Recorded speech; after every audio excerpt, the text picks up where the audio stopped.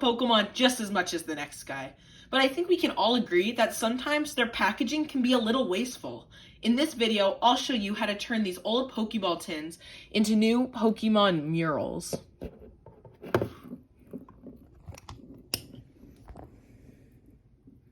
Of course, the first step of any project is to decide what you're doing. For this one, I decided to do an Umbreon Pokemon card because I thought the gold and black would look nice with the character. After settling on which card I'm going to do, I start by painting the background. My background consists of the top half being black and the bottom half being a brown color. This paint I'm using is actually bottom of the barrel if you know what I mean, so it may take 2 to 3 coats to get good opacity. After lots of working, I'm able to get a good figure of exactly what I want. I like to also add glue to the limbs to reinforce them once it's dried. After your clay is completely dry, start painting it. I start by doing one solid base color and then adding on the details. After a lot more hard work, I get all finished with all the details. While waiting for clay and paint to dry, you can work on the details of your background.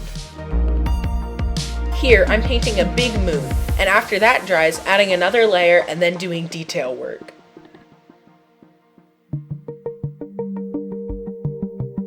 Now that the moon is done and dry, I start working on the galaxy behind it.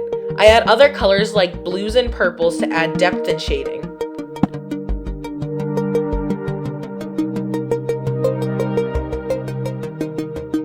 Now that everything is dry, go ahead and glue the pieces in. Now for the Pokemon shadows.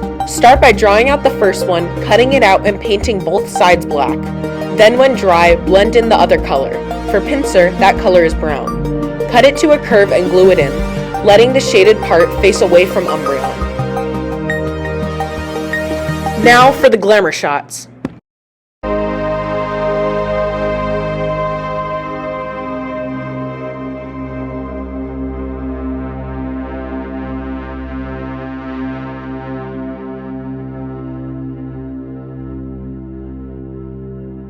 As always, thank you so much for watching, and if you do end up making this, please tag me on Instagram at Jakerson_Deering. Thank you, that's all I have for you. Bye-bye.